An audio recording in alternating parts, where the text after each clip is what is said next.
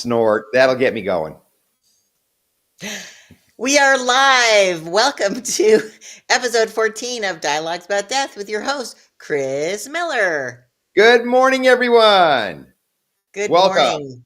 Welcome. Today is July 26th, and we're having kind of a mailbag, a grab bag moment here on the show today. We're talking about how to get clarity on the unexpected. And there's lots of questions that have come in from our viewers, and we thought we would answer them. And today is a very short uh, show.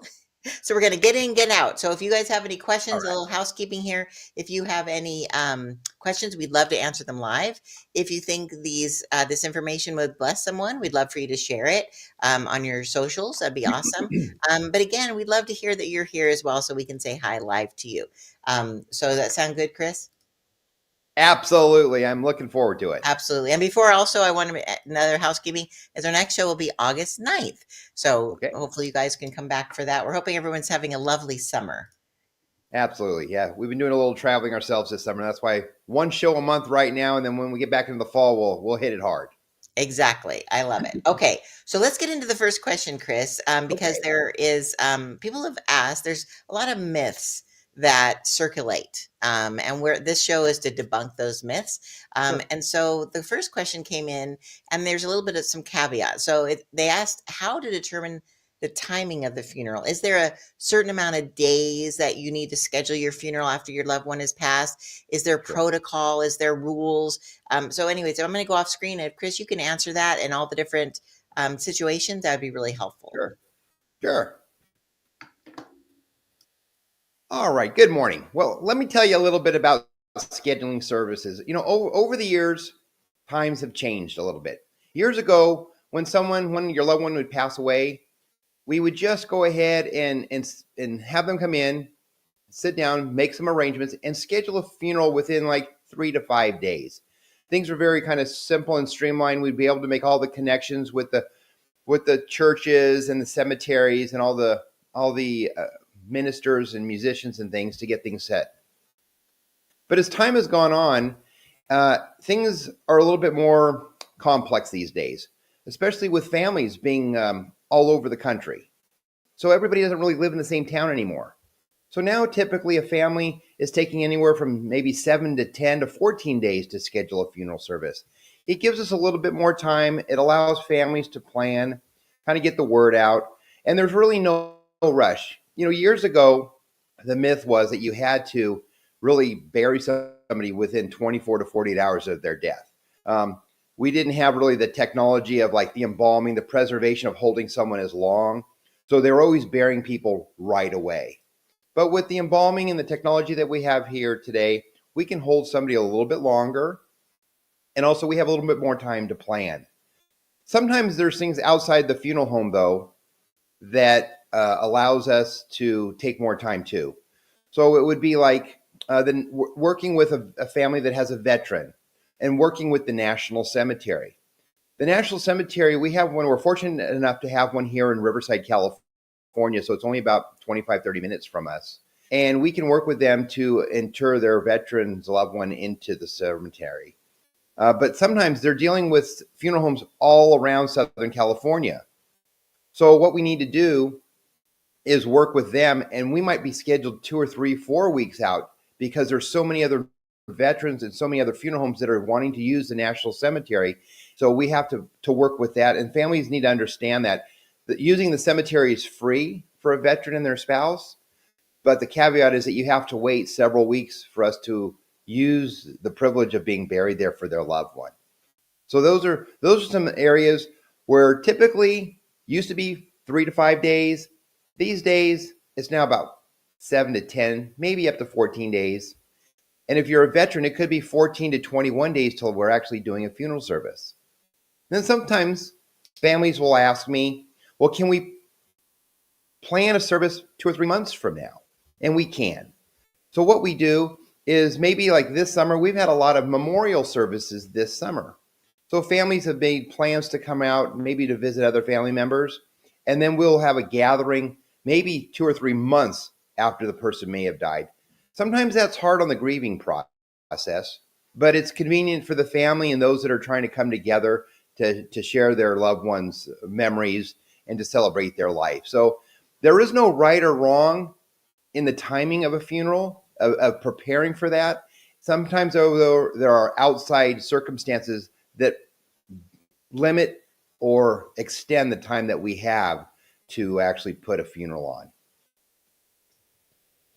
I love that there's no strong and fast rules. That's not the expression I'm looking for. But yeah, it gives a little more flexibility. Also, I've been involved in a lot of family friends and passed away, and having more time gives you time to like gather all the pictures and the videos that everyone wants to put together for the memorial. And I kind of like having a little bit of a delay.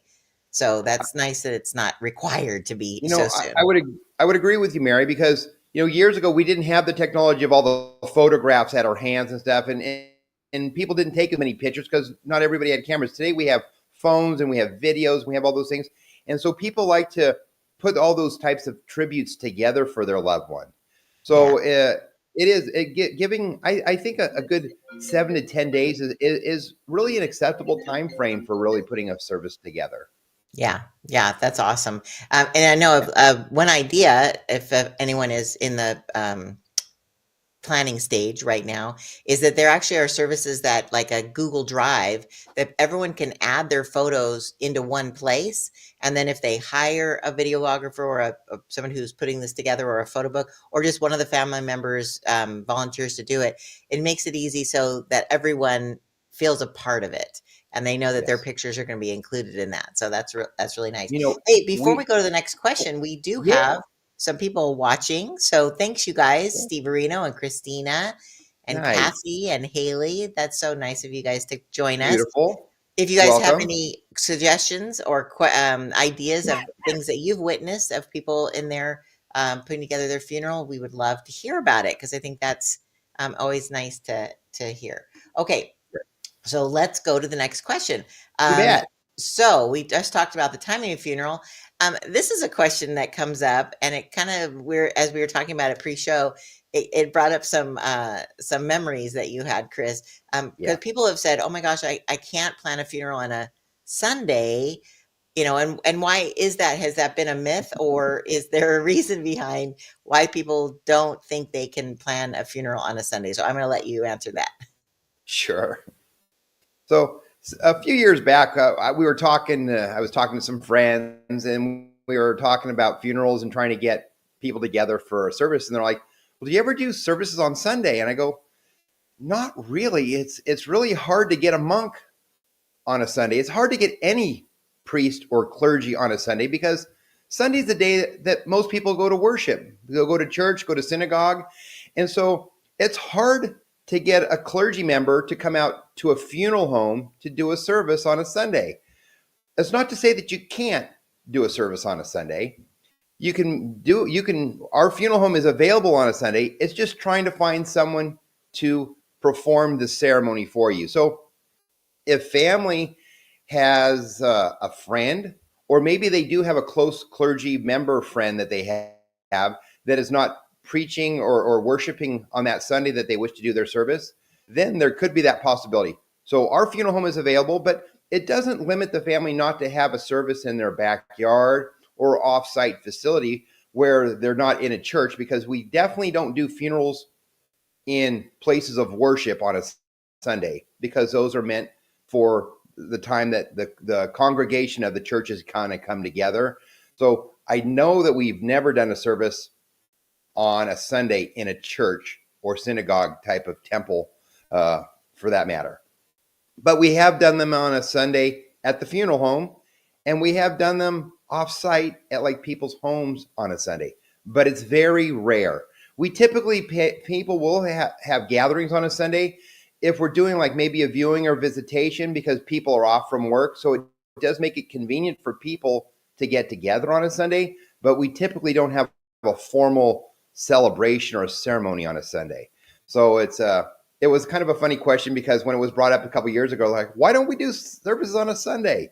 And I'm like, I go, it's because we just can't get the clergy people to come out to do a service. That's funny.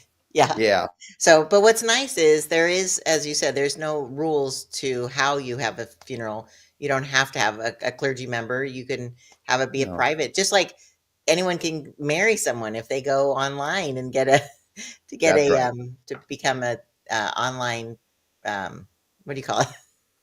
When Um, someone marries you, you have to have a what is it? A light like a marriage you have to have like officiant? Officiant? a license to officiate. Officiate, exactly. Yeah. So, anyways, it's nice to know. But we also have Sherilyn who joined us. Good Great morning. day. Good morning. Good morning. I You love know, one thing I was going to say, Mary, in regards to maybe families doing their own ceremony, because sometimes they'll call a pastor, or even we'll try to help a family get somebody to do a service, but they don't really know that person. So even if there's a relative or a family that loves to speak and doesn't have that anxiety of getting in front of people, it really makes it very more meaningful, even Yes. if you have someone from the family or a close friend lead your celebration of life or your funeral service for your loved one. Yes, that's so true, and I think, it means more to the people involved. They just can bring up memories, and, Yeah, it seems a little more natural, so I love that. That is awesome. Okay, we're coming to our last question. sure. Let's get into that. Alright, so this was, one that w you had a few stories, to share. People are asking, "How do you handle unexpected situations?" Boy, Things that really you just can't make this stuff up because it just happens sure. in real life. So share a couple of your memories. I think you one was that had to do with a car in a grocery store, and another one Sure. had to do with the Notebook. So Yes. just as a reminder. You So know, I'll let oh, you answer those. sounds great. So, people ask me questions all the time. Being in the funeral business, are like one question before I get into my stories is like, oh, do people move after they die, or have they ever like woken up from you and stuff like that? And I'd have to say, from my personal experiences over 25, 30 years, I've never had anybody like wake up or come back to life after they've died. Have I seen bodies move or twitch? No, but right immediately after death, there are natural gases inside the body that if you turn or twist a body, they might burp or belch or make some unsoundly noises, but nothing so crazy that you see like in the movies and stuff. But there are some other stories I'd like to just share with you today that are kind of cute. One of them was probably about 25, 30 years ago, and I was just getting into the business. And this lady and her husband had gone to the grocery store that day.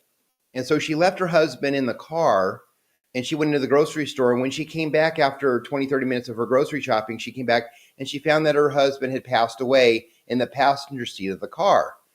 So instead of taking him to the hospital or calling the ambulance there in the parking lot, she decided to drive him right to the front door of the funeral home because she didn't want to incur any additional costs with the hospital and the ambulance and stuff. So she pulled her car up to the front door of the funeral home and she walked in, and my dad was there. And she said, my husband had just passed away. Can you help me? And so my dad said, well, where is he at? And she goes, well, he's out front in the car. And my dad really didn't know what to do. And so we did have to call the coroner's office because since it was kind of an unusual situation, we called the coroner's office and we got it cleared. And so then we had the lady drive around to the back of the funeral home, and then we were able to help her remove her husband from the car and bring him into the funeral home. So it was just one of those unusual situations. Doesn't happen all the time. I don't know if it's ever happened to anybody other in the funeral business before, but it was kind of just a cute story. They were just an elderly couple, and she just didn't know where to turn. So she knew that their funeral plans were with Thomas Miller Mortuary. So she said, well, I might as well just take my husband there. So that was just one of those cute kind of stories that you don't hear all the time, but it's something that was it did happen to us. That's sweet. Yeah, That's very I can only imagine come like, "Honey, you wait in the car. I'm just gonna go grab some milk." And then you yeah, come out, it's like, "Oh my gosh." So obviously they yeah, were advanced in years, and so it wasn't a yeah. huge surprise to her. So No, no, no, no. So okay, so to finish up the show, we're right at the 15-minute mark, so we're doing so good. I want to share the notebook story because sure. that was so dear, and the romantic in me thought that was a very sweet story. Yeah. So I'm gonna let you answer that. Sure. So I don't know. Many of you might have seen the movie The Notebook, and it's a story, a love story of two young people that fell in love, and they grow old together, and the wife becomes elderly, has dementia, and the husband is with her by her side all the way through her death, and he's there with her in her bed, and she passes away, and then he passes away too. Well, we've actually had that happen to us here at Thomas Miller Mortuary. We had an elderly couple. They were in a board and care, and they were side by side in their beds, being taken care of by their caregivers. And they were in their early 90s, and they'd lived their whole life. They had been married like over 50 years together, and they spent their whole lives together, never apart. And one morning we had received the call that the wife had passed away, and it was early in the morning. It was 9 or 10 o'clock in the morning, and and uh, and the family had come in. We had all the pre-arrangements already made, so everything was kind of in order because they knew that they were both elderly. And the family, when they came in, said, "Hey, take care of their mom's arrangements." Said, Dad's pretty close. Also, we don't know if it could be several weeks or a month before Dad goes, and later that evening, it was like 12 hours later, we had gotten a call from the family again, and they said their dad had just passed away. So it was something where this couple, this husband and wife, lived their whole life together, and then they died less than 24 hours apart, and it was just touching. And we were able to do like a double funeral for the family, since their parents had died basically a day apart, because one was just after midnight, so it was like a day apart on the death certificate, but it was less than 24 hours. But we were able to come together. They were able to bring closure and tell stories and share videos and tributes about both of them. And what a tribute and what a touching story that they lived their whole life together, and they end their life together. And it was just, again, it doesn't happen all the time, but it was one of those stories that had happened here at our funeral home. And again, this was about 20 years ago. It was when I had just gotten into the business when that happened. It's just one of those stories that you'll always remember because it doesn't happen all the time. So it's something I just wanted to share. One of those unusual circumstances that people always ask about. It's like, whatever happens in this business? So those are a couple of those stories that are just a little unusual that I wanted to share today. I love it. That I know it sounds weird, but it's romantic. They didn't want to live It is. without each other. So, Yeah. oh, so sweet. Awesome. All right. So exactly. True love. Yeah. I love it. Haley also said that she loves that movie. Right? It's an enduring memory. Yeah. And how sweet for the kids too to know that their parents couldn't live without each other. So that's awesome. That's right. That's Yep. awesome. All right. Well, Yeah. thank you, Chris. Those are some very interesting questions that came in, and thank you for answering Yeah. those. I wanted to make sure everybody knew that our next show is on August 9th. And so Fantastic. we look forward to that. I hope you guys are enjoying your summer. And again, Chris is the funeral director at Thomas Miller Mortuary and Crematory. And if you need any of his services, of his wonderful team, he was Yeah. bragging about his team, Got a the great. Corona Chapel, just for the audio version of this, if you want to get a hold of their local Corona Chapel, it is 951-737-3244. And the La Sierra Memorial Chapel in Riverside is 951-687-0551. But you also have Walker Family Funeral Services and the Cremation Society of Southern California as well. Yes. Yes, we do. Yes, We have many locations to serve many types of families at many different value points. I love it. Exactly. Ways to save even more money to do that. So I love that you have different options for family. So in fact, we Yeah. had talked about that. We're going to do a couple, maybe a show on each of the facilities, and so talking Yeah. about the different differences of them, which is awesome. All right, so Yes. Chris, thank you so much again for another wonderful show. Again, Bet. this was episode 14 of Dialogues About Death: How to Get Clarity on the Unexpected. So until August 9th, you guys have a blessed week. Right. And Chris, thank you so much for all your time. Thank you, everybody. Have a wonderful day.